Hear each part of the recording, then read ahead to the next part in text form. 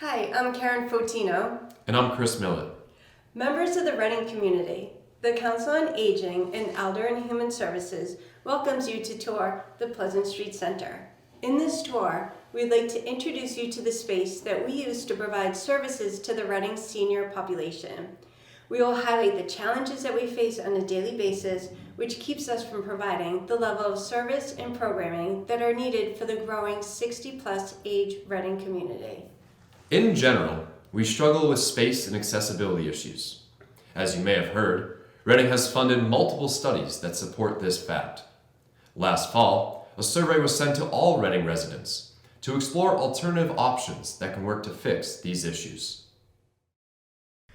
As you can see, we have some accessibility issues outside of the building. The main sidewalk along Parker Street from the parking lot to the building's main entrance is very steep in areas for people with mobility issues. There are parking spaces in the back parking lot, but what resembles a wheelchair ramp is not intended for wheelchair use. By the front entrance, there are only 2 handicap parking spots. In addition, passenger drop-off is difficult when street parking is full. This makes it difficult to accommodate safe access to the Pleasant Street Center. Reading senior residents have voiced interest in more outdoor programming, but we lack adequate space to do so.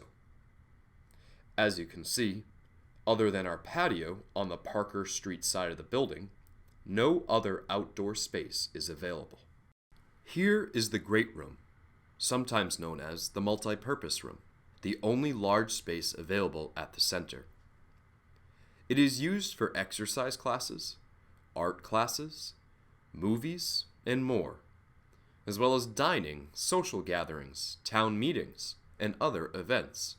The primary storage area for tables and chairs when they are not in use. This is a lovely room. It retains the historical charm of the fire station that previously occupied this building. However, it has significant limitations when it comes to the requirements of a senior center. The doors to the Great Room cut the reception area off from the building entryway. The doors are necessary to manage sound and temperature, but as people enter the building, we do not have a reception area that welcomes people. Moreover, the reception desk's adjacency to the big room and multi-purpose room activities hinders conversation. And very importantly, there is no bathroom on this floor. There is no waiting area for people who accompany Pleasant Street Center participants. A participant may need a friend or family member to drive them to the center. The acoustics and lighting in this room make it very difficult during programming. Unfortunately, the room cannot be subdivided, so only one program can run at a time in this space. In addition, this space lacks storage, which makes utilizing the entire space challenging. That brings us to the kitchen, which overall serves some of our purposes, but is not functional for preparing meals. We are only able to reheat food on site. As you can see, we have to utilize the kitchen for additional storage.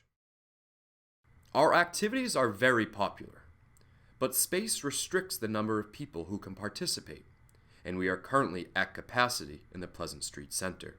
We do our best with waiting lists to make optimal use of the space, and we are leveraging additional space in town to meet current needs. But as the 60-plus population grows, so does the challenge. As we head to the second floor, you'll notice that the majority of our office space is here. Our current office space is also not meeting our needs, as there's no space for private meetings. The staff social worker and nurse, who share an office, cannot hold private one-on-one meetings with clients seeking guidance or assistance on private matters. This is a critical service. There are 3 small rooms on the second floor, where exercise classes and traditional tabletop games are conducted. The challenge with these rooms is space and functionality. In addition, one of the rooms is subdivided with a screen to create office space for the Elder and Human Services Administrator. Every time a room is scheduled for an activity, the staff must set up or break down chairs and tables.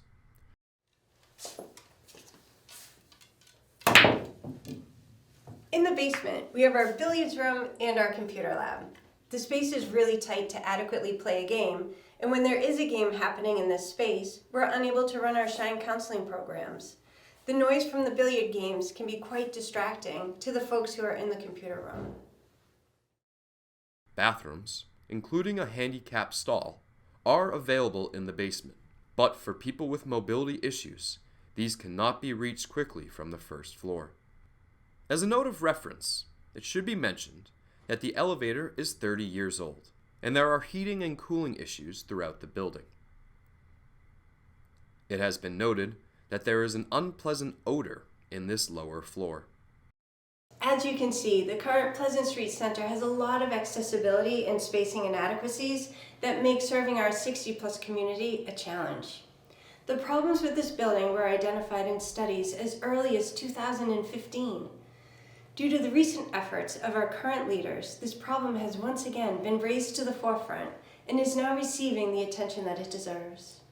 The Pleasant Street Center currently serves over 1,000 of the approximately 7,000 residents in Reading who are age 60 or older. Projections indicate that by 2030, this number will grow to almost 8,000. Addressing concerns we have highlighted in this video would allow staff to more fully meet the current and future needs of the growing 60-plus population. We thank you and encourage you to support ongoing initiatives to better support our senior community. If you have questions or concerns about this information, please contact your town meeting member, the Select Board, the Reading Center for Active Living Committee, Elder Services, or the Council on Aging. Thank you.